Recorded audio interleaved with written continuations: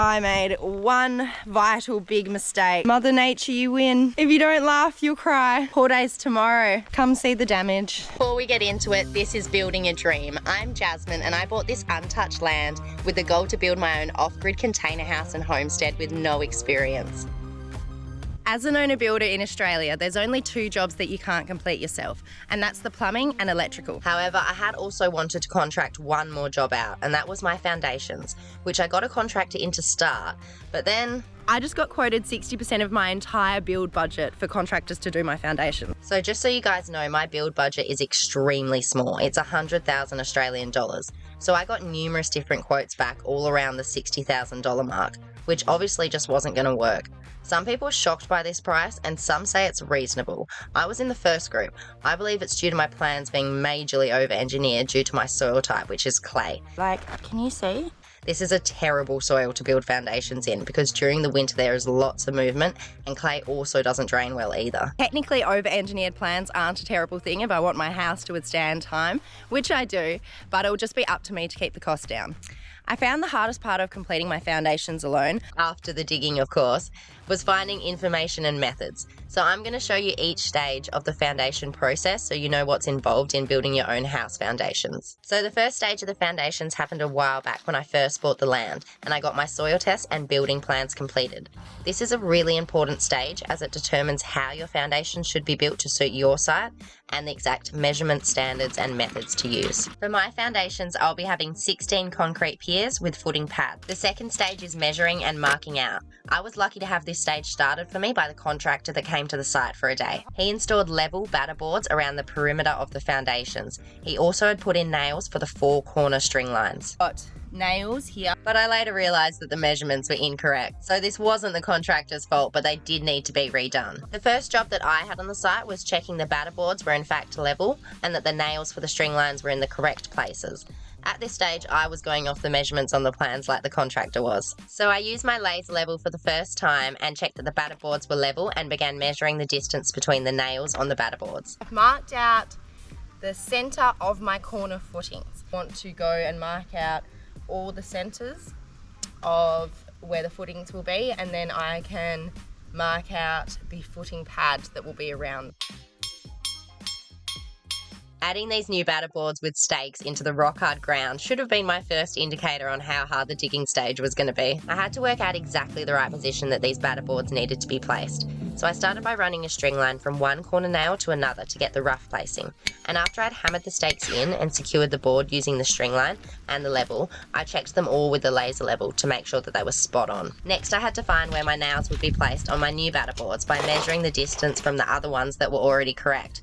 Remember, I still had no idea that the plans were wrong at this stage. The reason that I had to add extra nails and batter boards is because these nails are the centre line for my footings. And then I'll be able to tell exactly where each footing pad needs to be. I'm bloody knackered. I recommend working in 40 degrees Celsius heat. Very hard. I think I have all the nails in. I can run all the string lines, which will be the centre points of my footings. We can mark out the squares from there.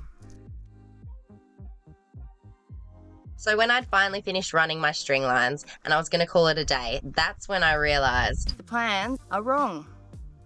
So yeah, I'm going to have to fix that, but I think it's tomorrow's job. There's always going to be something that goes wrong like this, but to be fair, at least I've picked up on it, I guess. So the next day, that meant I had to redo all the placement of my nails and string lines.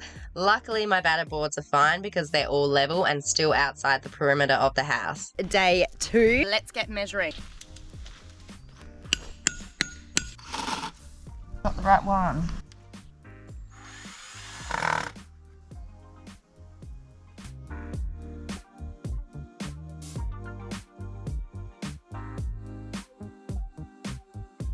When I finally had the correct placing of my string lines, I was able to move on to the marking out of my footing pads.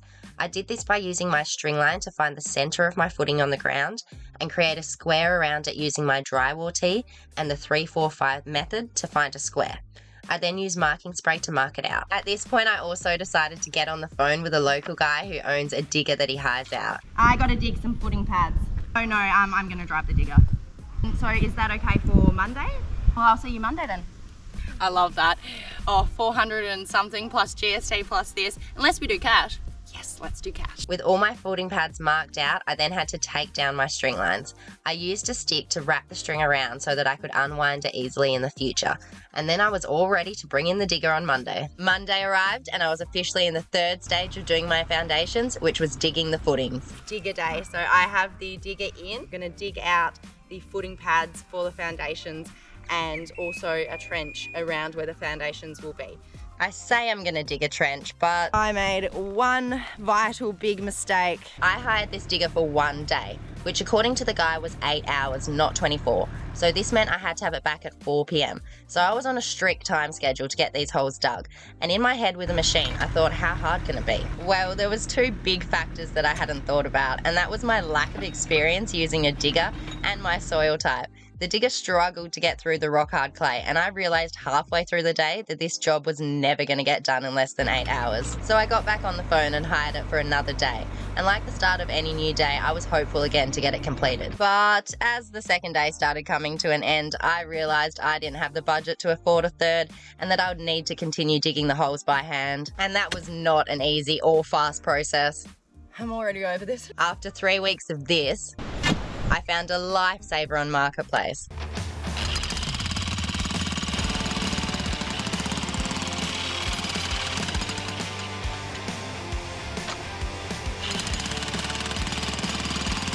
The jackhammer with a spade attachment sped up the digging process tenfold, and apart from the occasional underground tree, I completed the digging of my 16 footings in 4 weeks. After a month of digging, I was really happy to be moving on to the next stage of the job with some newly gained muscles. The 4th stage of the foundations is the reinforcing steel that's going within my concrete footing pads and in the footings. So this meant I needed to make rebar grids and rebar columns to go in them. You can buy Rio from hardware stores and then they can cut it to size and bend it for you at an extra cost if you find the right one. But it gets really expensive. So here's where I got creative and started cutting costs of the massive $60,000 quote. I collected all my Rio from salvage yards and then transported it to my property on my tiny house trailer. Then I cut it all myself using an angle grinder with a thin cutting disc. I used the tiny house trailer as a cutting station. I cut 96 lengths for my footing pad grid. Done it. And then I made the grids myself by securing the Rio with saddle ties. Do a saddle tie piece of wire, put a little kink in it. One's long, one's short. Pop it under the bottom like that. Over, under. 2 bits sticking up like this. Twist them. Twist, twist, twist, saddle tie. I then cut 64 more lengths of Rio for the vertical pieces in my footing columns. And I created my own rebar bender by drilling 2 bolts into a vertical tree trunk and then placing the Rio into a steel pole. And I used this and the bolts to bend the Rio where I needed.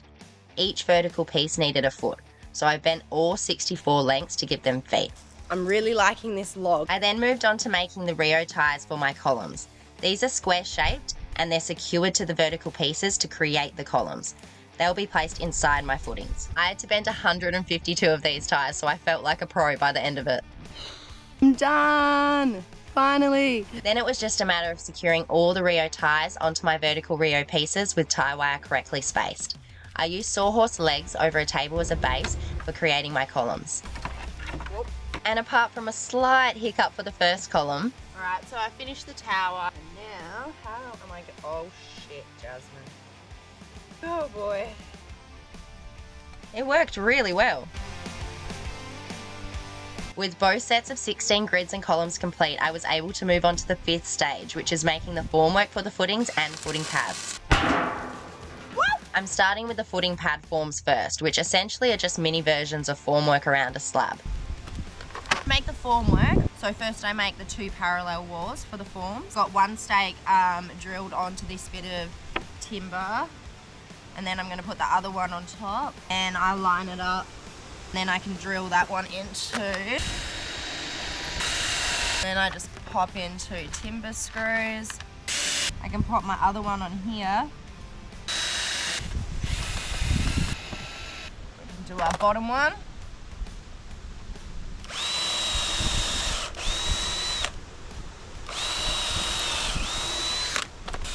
One of my walls.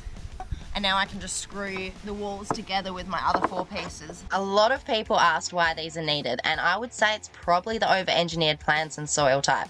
I'm not exactly sure, but either way they are on the plan, so I need them to pass the inspection stage. However, they were completely free to make, as I used pallet wood for the walls and then stakes that I had left over from surveyors for the 4 corner posts. Last one! I had to make 16 in total to place inside the holes that I had dug. Getting excited. With all these made, I started making all the forms for the footings. I got quoted over 18,000 Australian dollars for sonotubes, so I used drums to make my forms. Cutting drums can be quite dangerous, so first I made sure they weren't filled with anything flammable. Then I used an angle grinder to grind the tops and the bottoms off so that they were smooth. Finished the 16, so here they are behind me. Woo. I shall see you in the morning. This is where things got exciting for me because I got to use a welder for the first time.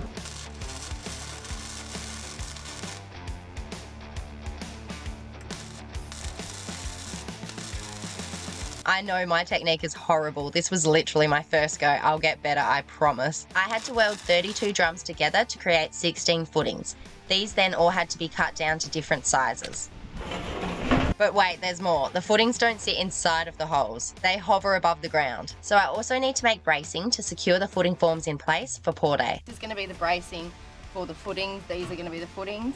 You're going to need to hold it above the hole. So basically, these are long enough to sit across the holes, and then they need to come up to 400 mils, so 40 centimeters, and then that's how far these footings are going to sit into the hole, and then the rest is going to stick out, but these are going to be like double in size, so they're going to be really heavy.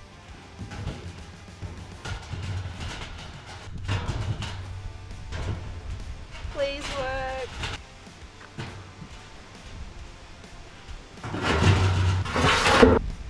Holy. At this stage, things were getting drastic as I had booked the concrete delivery for a couple days from now, and I still had so much to do. But with all the Rio grids and columns, footing pad forms, footing forms, and bracing made, I was ready for the 6th and most exciting stage yet, prepping the footings for pour day. 2 months later. It is the final week of foundations and I am so excited. Start prepping all the holes and putting everything in. Make sure everything's level. Put the foundation bolts in actually, which is going to be its own job. Then we're good for pour day, which is going to be pretty crazy, pretty exciting. I'm a bit nervous for it because, I mean, I don't know what to expect. So, I mean, I've done my best. I've done my research. So hopefully it goes according to plan and there's nothing unexpected. I've hired a concrete vibrator to do the footings with. I've got everything else myself, so it shouldn't be too tricky, depending on whether the truck can get all the way to the holes. So if the chute can reach to the holes, it'll be quite easy. If I have to wheelbarrow it, then it makes it a lot harder. So we're banking on that the truck can get in. So I need to get started. Let's get these nails in and then I can start putting everything into the holes and hopefully doing the foundation bolts, which would be good. And then that means tomorrow everything gets dropped, all the footings get dropped in, they all get cut down, and then one last day to make sure everything's correct before pour day, and then pour day. This is my bracing for the footing.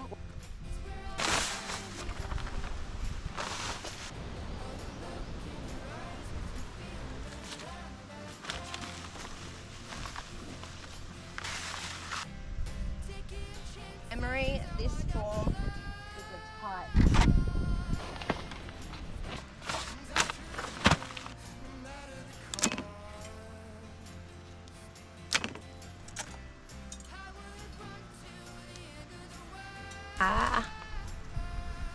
Don't break plastic.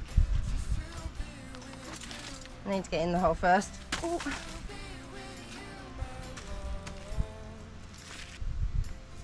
I went through the process. I put my fine sand, I put my compacted, leveled, put my blue metal, leveled again, put my formwork, put my black plastic, put my rebar chairs and grid, rebar chairs and column, and this is what it looks like.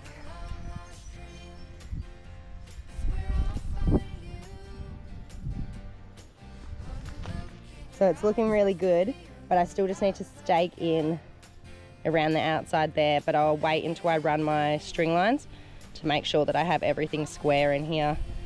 But yeah, it's looking good. So now I just have 14 more to go because I already did one. So let's go do 14 more. 'Cause there's no one else like you. 'Cause there's no one else like you. Said there's no one else like you. And there's no one else like you. In a long lost dream is where I'll find you. With the wind blowing through your. Okay, so I've got all the rebar columns in, so now it's just dropping in the footings, doing the foundation bolts and cutting them to size to making sure they're level. It's the crack of dawn. I worked out that the footing measurements on the plans are wrong, which I probably should have realised since the outside measurements were wrong. But rebar towers are a bit taller than they need to be, and I'm probably going to have a bit of extra concrete because I've already ordered it, but that's okay. So I need to basically go run the string lines now in the middle so that I know how far I need to cut the rebar, and then I need to go through and cut all the rebar columns and then connect all the foundation bolts, and then I'm going to cut all the oil drums to size as well. But that's a lot of work, so I really hope I can get it all in. It's a lot to do, but it's looking pretty good. Is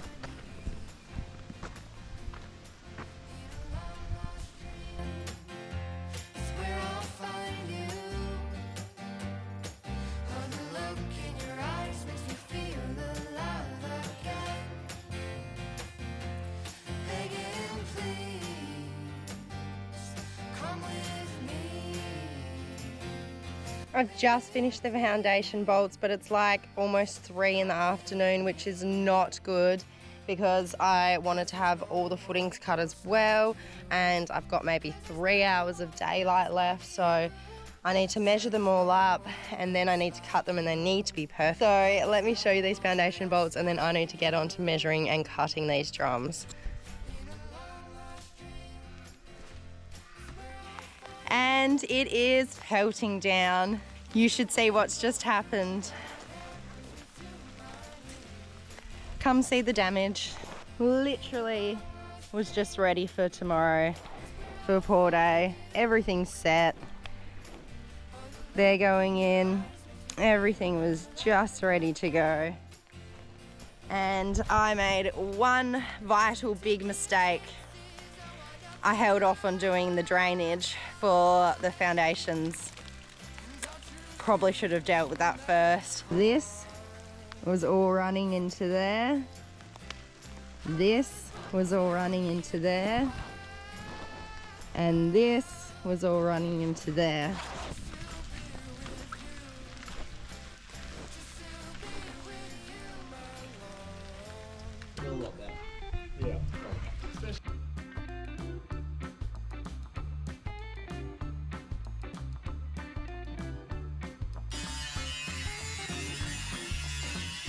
It's pour day eve and I'm pretty much done. It is heading into night time. I've probably got 15 minutes of daylight left and I am almost finished. So close. Like, if I didn't have the disaster today with the massive storm that rolled in, then I would be way closer. I have been bucketing it out. So as you can see, it looks way better, but I've pretty much got everything good. I've got the footings in. I think they're level. I'm gonna go across now with the laser level and double check while I still have light. I'm gonna go along my batter boards, make sure the measurements are all still correct while I still have light. And then I just have to get this water and dirt out of the hole somehow, which I'm not looking forward to, but it's definitely doable. Oh, I need to get the batter boards out as well. But yeah, it's pretty much finished. Would you like to see?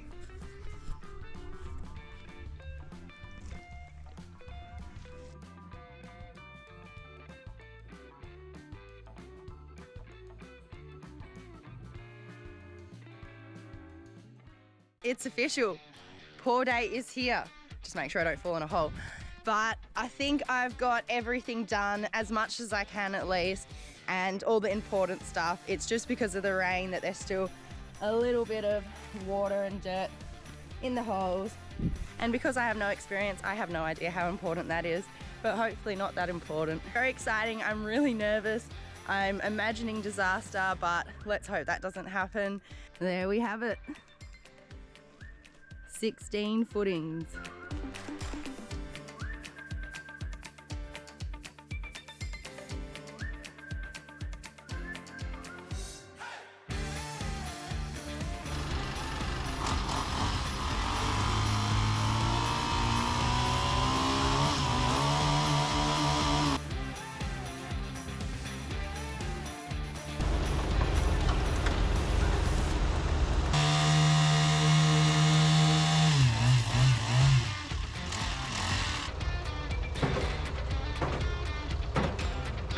Just like that, they're all done.